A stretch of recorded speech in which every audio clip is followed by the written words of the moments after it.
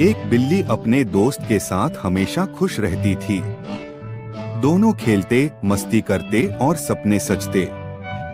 एक दिन उसका दोस्त किसी और के साथ चला गया। बिल्ली का दिल टूट गया। वो अकेली रात भर रोती रही। लेकिन अगले दिन उसने खुद को संभाला, अपने दर्द को ताकत बनाया और डिसाइड किया कि अब वो खुद के लिए जीगी।